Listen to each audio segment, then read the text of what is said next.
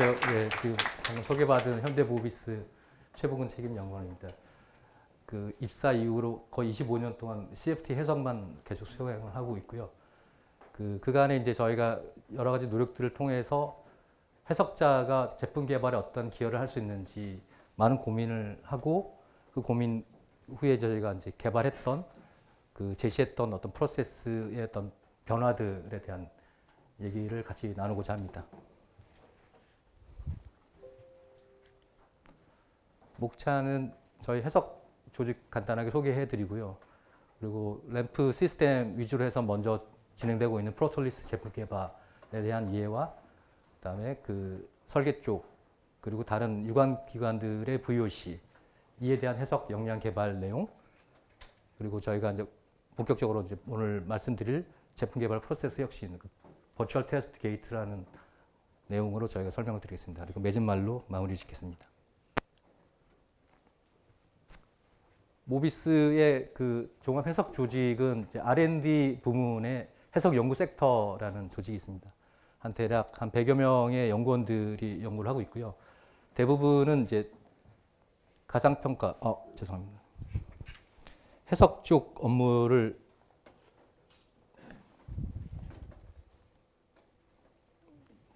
진행을 하고 있고요. 일부 조직에서는 이제 실물 평가를 병행을 하고 있습니다. 내용을 보시면 아시겠지만 대부분의 엔지니어링을 커버할 수 있는 그런 주제로 업무를 수행을 하고 있습니다.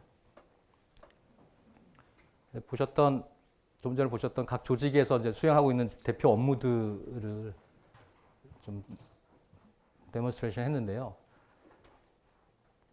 그러니까 NVH는 이제 평가도 있고 해석도 있고 그리고 전자파 쪽은 대부분은 이제 평가 위주지만 일부 해석을 수행하고 있습니다. 그리고 나머지는 전통적인 연료체, 구조, 내구 동력학, 시스템 융합 등. 그리고 더불어서 해석 연구 섹터 내에서는 인공지능을 연구하는 공통 조직이 있습니다. 저희가 수행하고 있는 업무를 간단하게 나열을 해봤습니다. 모비스에서는 이제 사업부가 이제 조직이 되어 있는데요. 이제 보시는 바와 같이 램프, 모듈, 샤시 안전, 전동화, 전장 그리고 각 사업부에 대응하는 업무에 공통 업무를 수행할 수 있는 부문들이 있습니다. 저희가 해석 연구 섹터가 조직되어 있는데 그거는 이제 R&D 부문에 소속이 되어 있고요. 각각의 셀들, 섹터 내 셀들은 각 사업부나 부문 내 크로스 펑션으로 업무를 대응하고 있습니다. 제일 오른쪽은 각각 저희가 수행하고 있는 대부분의 엔지니어링의 어떤 카테고리고요. 최근에 이제 디지털 트랜스포메이션이나 미래 기술 개발을 위해서 인공지능 디지털 트윈이나 DFAM을 같이 연구를 하고 있습니다.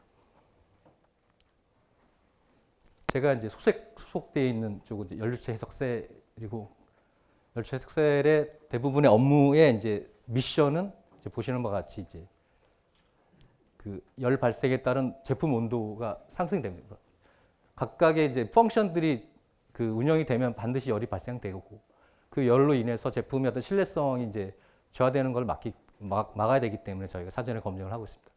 더불어서 이제 유체 흐름을 유난하게 이제 유도를 해서 열 전달 효과를 이제 배가하거나 아니면 유체 유동에 의해서 발생되는 성능을 이제 향상시키는 데 저희가 노력을 하고 있습니다. 아까 말씀드린 것처럼 전 사업부 대응해서 제품 개발을 하고 있고 문제 해결 및 협업을 수행을 하고 있습니다. 대표적으로 저희가 수행하고 있는 업무를 이제 오른쪽에 나타냈는데 램프는 이제 아시는 바와 같이 헤드램프, 리어 램프 여러 가지가 있는데 램프는 점등을 하게 되면 여론이 이제 강한 빛과 열이 발생되기 때문에 냉각과 방열이 중요하게 되겠습니다. 더불어서 이제 가끔 운전하시다가 세차하시다가 발견하게 되는 습기 발생들 이런 거를 저희가 최소화하기 위해서 미리 이제 설계 단계에서 검증을 하고 있습니다. 모듈 쪽은 이제 대부분이 이제 칵핏 모듈 쪽 저희가 에어컨을 틀거나 히터를 틀었을 때 저희가 요구하는 그런 온도 변화, 온도 감소 등을 유지할 수가 있는지 더불어서 이제 프론트엔드 모듈이라고 해서 이제 범퍼 쪽에 액티브 에어 플랩이라고 주행 중에는 항상 닫혀 있다가 유동 저항을 줄이기 위해서 주행 저항을 줄이기 위해서 그리고 이제 필요할 때 이제 그 냉각을 위해서 열어주는 그런 시스템이 되겠습니다. 보시면 대부분 방열이라든지 냉각 위주로 돼 있지만은 그 액티브 에어 플랩 같은 경우는 그 에어로다이나믹한 그런 공력 성능을 저희가 예측을 하게 되겠습니다. 최근 저희 사업부가 이제 확장이 돼서 전장이라든지 전동화 쪽에 대한 니즈가 많기 때문에 해석 대응을 저희가 계속 수행을 하고 있습니다. 약간 이제 램프 쪽에 이제 저희가 박스를 쳐놓은 이유가 이번 발표의 주제가 램프 사업부에서 진행되고 있는 프로톨리스 개발, 그거에 대한 해석의 어떤 역할을 하려고 하는지에 대한 내용이 되겠습니다. 기존에는 저희가 그 시작품을 만들어서 양산 전에 그 성능이라든지 신뢰성을 먼저 판정을 해보고 개선을 하는 작업들이 이제 진행이 됐는데, 이게 이제 기존의 어떤 제품 개발 프로세스의 이제 단면을 보여드리는 것입니다.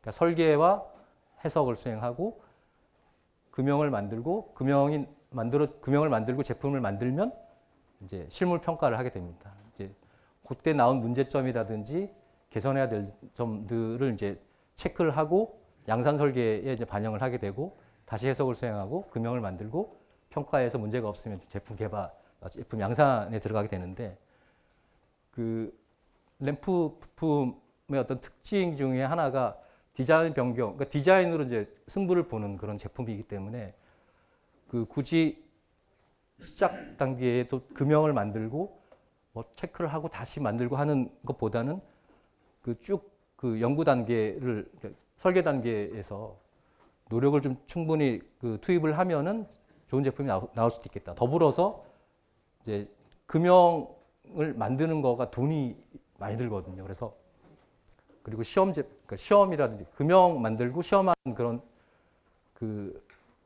들어가는 돈을 좀 줄여보자. 그래서 그 전체적인 협의에 의해서 이제 프로톨리스를 개발하는 쪽으로 가고 있습니다. 오른쪽에 보시면 2014년 대략 한 10년 전에는 한 50% 정도가 프로톨리스 개발을 하고 있는데, 현재는 거의 90% 이상 계속 증가하는 추세가 되겠습니다. 그래서 시작 단계에 그 금형과 시험이 대부분 이제 배제가 되는 상황이 되겠습니다.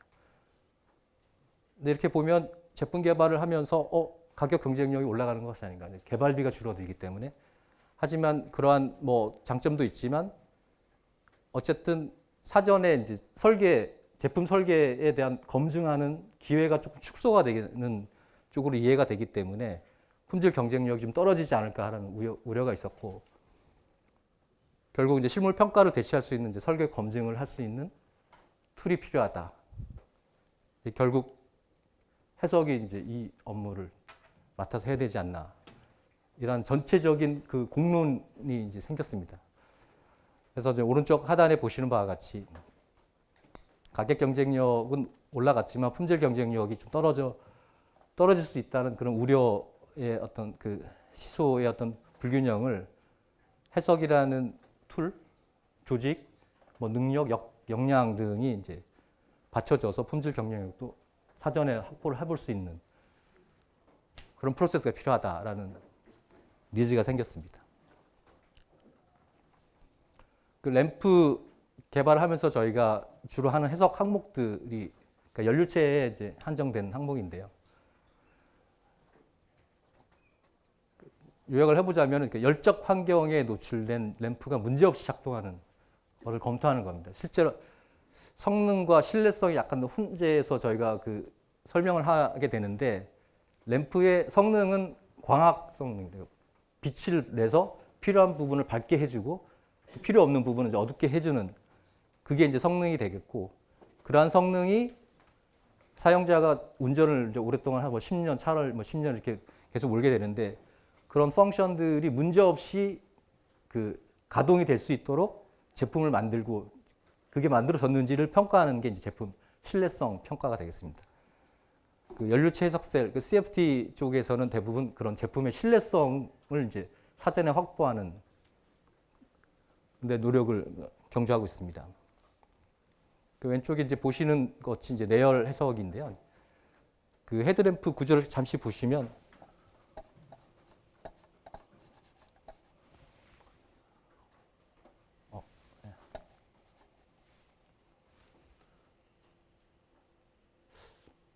마우스가 잘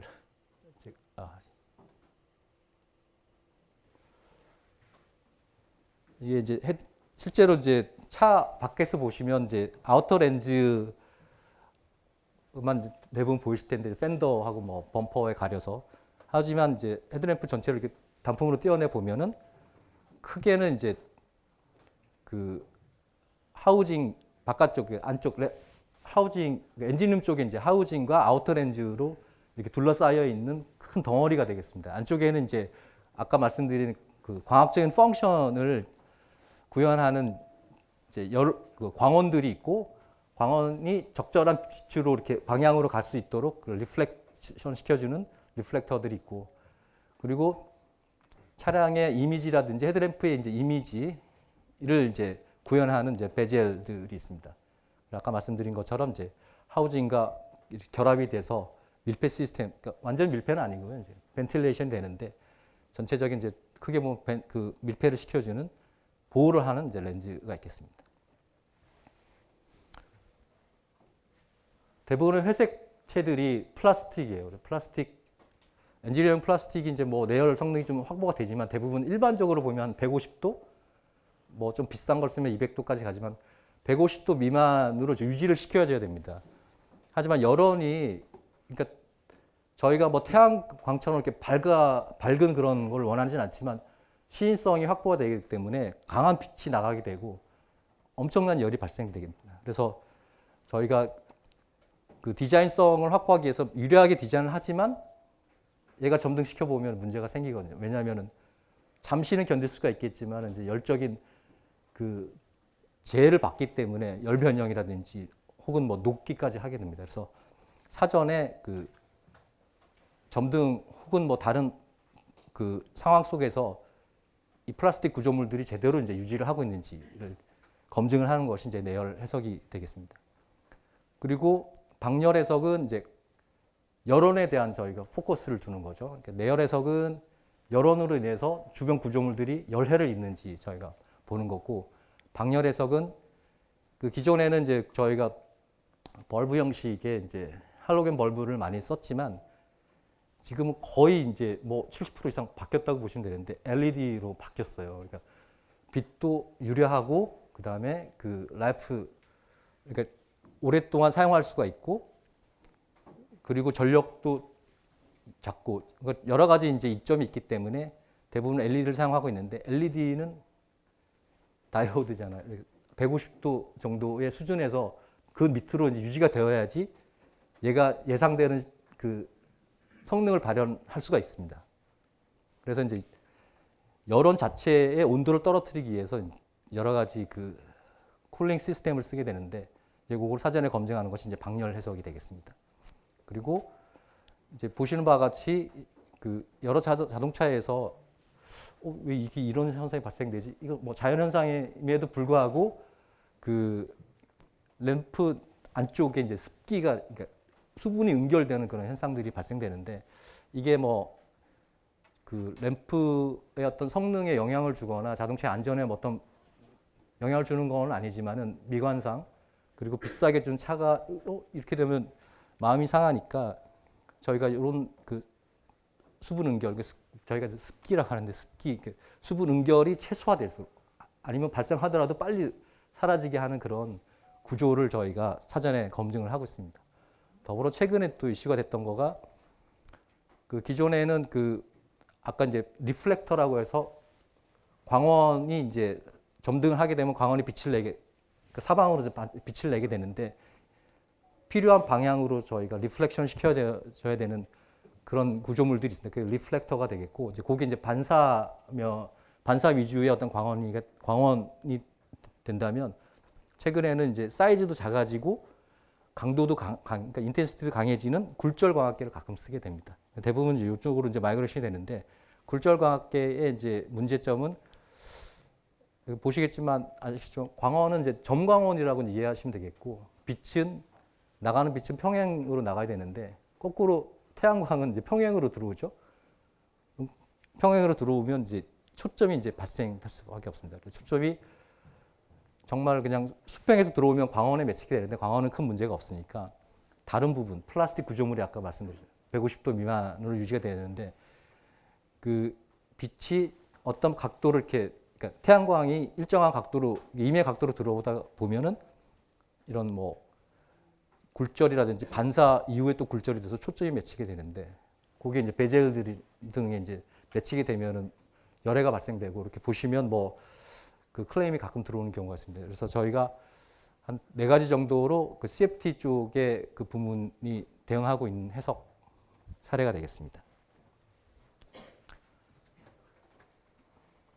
그러니까 일반적으로 해석팀이 있고 설계팀이 있고 그러니까 해석은 설계 이후에 대응하게 되기 때문에 설계팀의 VOC는 아주 이제 명쾌합니다. 하지만 부담스러운 거죠. 뭐 대부분 아시겠지만 빨리 해석을 해달라. 정확하게 해석을 해달라. 그 다음에 이것도 해고 저것도 해달라. 우리 필드에서 문제가 됐으니 이걸 또 해결해달라. 그럼 CFT만 할 거냐? 다른 것도 좀 해달라. 이런 요구사항이 있고 요구 수준을 보시면 이제 아까 그 헤드램프 계략 소요 시간, 해석 소요 시간이 이제 헤드램프가 설명은 이제 아까 좀 스킵을 했지만 뭐 컨주게이트 트랜스퍼라든지 더멀 레디에이션 더불어서 뭐 이 내추럴 컨벡션과 포스트 컨벡션이 뭐 혼재되고 있고 그리고 광원 자체는 사이즈가 작기 때문에 격자 사이즈도 되게 작아야 되고 대부분 저희가 헤드램프 해석, 내열 해석할 때 한 1000만 개 이상의 격자를 사용하고 있고 습기 해석은 또 트랜지언트 해석을 수행해야 되고 시간이 많이 걸리게 되어 있습니다. 그래서 좀 시간을 많이 예전에 이제 막 그것 때문에 이슈가 많았었는데 설계 쪽에서의 요구 수준은 10일 내에 해주면 좋겠다. 그리고 예측의 정확도는 이제 뭐 그 시험과 해석 간의 상관성이 되겠죠. 90% 이상을 요청하는 거예요. CFT가 도달하기 쉽지 않은 그런 목표였지만 그리고 그 아까 이제 조금 언급했던 필드 문제에서 발생됐던 그런 현상들을 다시 구현을 해달라. 그리고 자기들도 좀 체크를 해보고 싶은데 이제 퀵 체크 툴을 마련했다. 이런 요구 수준에 대해서 저희가 각각의 이제 해석 기술들이라든지 아니면 프로세스 개선이라든지 소프트웨어 뭐 변경이라든지 여러 가지 그 방법을 강구를 해서 달성을 했습니다. 그 달성된 내용을 소개를 하겠습니다. 먼저 해석 기술 개발인데요. 그 모비스가 램프 사업을 2009년 정도에 시작을 했습니다. XM 페이스리프트 차종, XM 차종, 소렌토 옛날 모델을 시작으로 해서 사업이 시작될 때부터 저희가 그 당시 CFT 쪽은 해석 업무를 계속 그 전에도 수행을 해왔기 때문에 램프에 특화된 해석 기술을 계속 개발을 하려고 노력했습니다. 제일 먼저 필요했던 게 이제 복사 열전자이 되겠고요.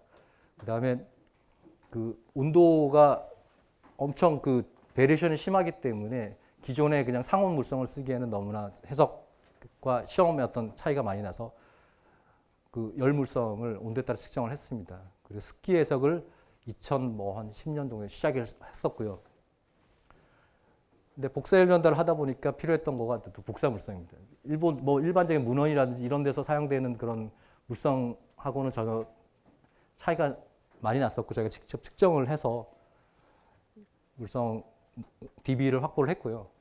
그리고 습기 해석의 가장 큰 그 이슈가 플라스틱 구조물들이 이제 폴리머잖아요. 그러니까 아주 큰 분자량을 가지고 좀 어떻게 그러니까 메탈처럼 이렇게 크리스탈 그 스트럭처가 아니라 엉켜 있기 때문에 수분이 거기에 이렇게 들어가 있습니다. 그래서 점등을 하게 되면 온도가 올라가게 되면 얘가 다시 뱉어내서 램프가 아까 이제 대략적으로 이제 밀폐된 공간이라고 이제 말씀을 드렸는데 거기 안에 이제 절대 습도 혹은 뭐 이식점이 올라가면서 물을 뿌리거나 세차나 비가 오게 되면은 갑자기 아우터랜드 쪽에 온도가 떨어지게 되면 이제 아우터랜드 쪽에 아까 보여드린 애니메이션으로 좀 보여드렸던 습기가 막 이렇게 수분이 응결되는 그런 상황이 되고 메인 팩터로서 저희가 이제 이 플라스틱 구조물들의 함수, 발수량에 대한 dB가 필요했습니다. 그래서 측정이 됐었고요.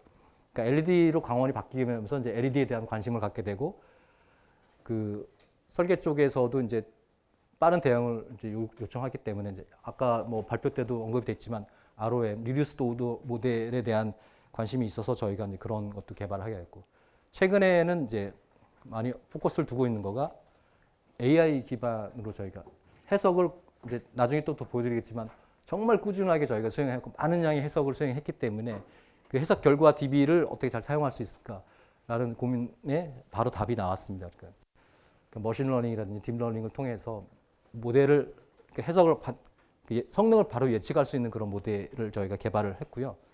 그리고 그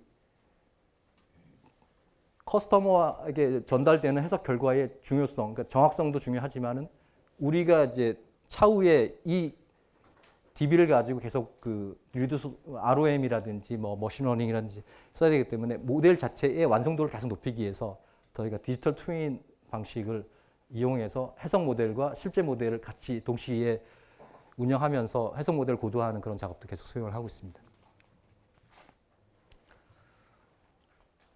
더불어서 VOC 중에 또 가장 큰 비중을 차지하고 있는 해석 시간 단축을 위해서 저희가 자동화 업무를 많이 수행했습니다. 해석 그 뭐 경계 조건 집어넣거나 뭐 이런 것도 당연히 들어가고요. 이게 컨주게이트 히트 트랜스퍼고 특히 최근에 이제 LED로 많이 광원이 바뀌게 되면서 어떻게 이해하시면 돼요? 뭐그 컴포넌트 해석 컴포넌트들 솔리드를 체크하자면 100개 이상의 솔리드가 나오기 때문에 거기에 매번 이렇게 해석자가 매뉴얼하게 그 경계 조건이라든지 물성이나 키인을 하다 보면 이제 휴먼 에러가 발생되기 때문에 그런 거를 이제 자동화하는 작업을 저희가 꽤 수행을 했습니다. 그리고 뭐 리듀스 오더 모델이라든지 AI를 통해서 또 시간을 많이 줄였고요. 특히 태양광 같은 경우는 소프트웨어 변경을 통해서 이제 GPU 그 연산을 가능하게 하면서 시간을 많이 줄였습니다. 그리고 이제 이러한 기술 개발이라든지 해석 시간 단축이라든지 이런 거를 통해서 계속 저희가 해석 업무의 대응도를 좀 높였었는데요.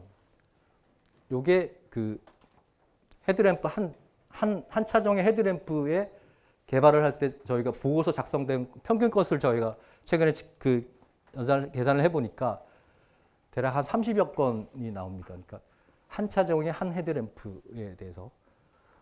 그럼 이게 많은가 적은가 이제 이해하시기 어려울 텐데 뭐 리어 램프도 있고 뭐 소물 램프도 있고 다른 뭐 그 사업부 해석도 있고 저희 그 열추 해석셀에서 그래서 엔지니어 한 명 해석자가 1년에 작성되는 보고서를 작년에 산출을 해보니까 한 80여 건? 그러니까 일주일에 한 2주에 한 3건 정도의 해석 보고서를 계속 저희가 생산을 해내고 있습니다. 그러니까 어떻게 보면 너무 이거 학대하는 거 아니냐. 그러니까 저희가 이러한 그 제품 개발에 이제 발을 담그게 되면서 나중에도 표현하겠지만 명성을 얻게 됩니다. 그러니까 제가 표현하기는 이걸 고군분투라고 이해를 할 수가 있겠습니다. 정말 그 제품 개발하는데 많은 양의 저희가 그 투자를 하고 있습니다. 그래서 결국 저희가 설계의 VOC 기반으로 해서 그 VOC를 만족시킬 수 있는 그런 요구 수준을 확보했는데 이제 아까 말씀드린 것처럼 10일 이내 해석이 가능하냐, 90% 이상의 어떤 신뢰성, 상관성을 가지느냐 이렇게 달성을 했고요. 결국 이런 어떤 그 역사적인 계속 진행했던 경험적인 걸 바탕으로 저희가 제품 개발에 저희가 하나의 어떤 이벤트를 저희가 제안을 하게 됐습니다. 기존에는 이제 설계하고 해석 검토하고 검토 결과에 큰 뭐 상관없이 금형 제작되고 실물 검증을 하던 거를 게이트를 저희가 마련했습니다. 그러니까 해석 결과가 반드시 오케이가 돼야 된다라는 그런 도전적인 거죠. 그래서 해석 검토를 그냥 가상 검증, 그러니까 저희가 검토가 아니라 검증 차원으로 올렸습니다. 그래서 책임감 있게 검증을 하자. 그리고 이 프로세스를 정교화하면서 구속력을 좀 갖게 됩니다. 해석이 그런 것까지 해야 되나? 이런 말이 많았어요. 하지만 저희가 그간의 어떤 그 경험이나 자신감으로 저렇게 이런 거 표현을 하게 되었습니다. 게이트 운영은 그러니까 형상 설계가 되면 설계 검증이 되고 만족이 되면 게이트 심의에 바로 이제 넘어가게 됩니다. 그런 경우는 많지 않죠. 그래서 NG가 되면 형상 수정이 필요한지 보고 뭐 물성 변경이라든지 그런 게 다른 방편이 있으면 개선 방안을 저희가 설계 쪽과 같이 협의를 해서 냅니다. 근데 형상 수정이 필요한데 단순 작업이냐? 그렇다 그러면 해석자가 직접 해석 모델에서 반영을 하게 되겠고요. 아니면 설계자에게 향상 설계를 제안을 하게 됩니다. 그 게이트 심의 작년부터 저희가 신청을 했는데요. 그러니까 만족률이 저희가 100%를 목표를 하고 있지만 한 93% 정도 7차종에 대해서 했고 금년에는 96%까지 향상이 됐습니다. 그러니까 15차종 차종도 많이 증가했고요. 대략 뭐 100개 한 96% 정도는 다 만족시키고 하고 일부 불만족된 부분에 대해서는 아직까지는 저희가 뭐 금형 만들지 마라 할 수는 없습니다. 이제 대안을 가지고 이제 금형 작업을 수행을 하게 됐는데 하지만 이게 정규 프로세스가 됐다는 데 큰 의의를 둘 수 있습니다. 그럼 VT 게이트를 이걸 하면서 어떤 효과가 있느냐? 그러니까 뭐 정량적인 정성적인 효과가 다 있는데 일단 기본적으로 전략이 만들어졌습니다. 제품 설계 단계에서 금형을 만들기 전에 어떻게 성능을 육성할 것이라는 전략이 수립됐고요. 이제 이를 위해서 요소 기술이 많이 개발되어야 된다는 니즈가 생기고 실제로도 저희가 개발을 하게 되었고 그리고 육아팀 간의 긴밀한 협업이 동지감이 계속 이제 증가됩니다. 더불어 해석자는 물론이고 설계자의 역량까지 증대되는데 이제 저희가 VT 게이트 때 이제 아까 보여드리진 않았지만은 게이트 심의회 때 이 개선 노하우, 레슨스 런드를 계속 저희가 DB화하고 있습니다. 더불어서 이제 결국은 이제 제품 개발에서 경쟁력이 높아지게 됐습니다.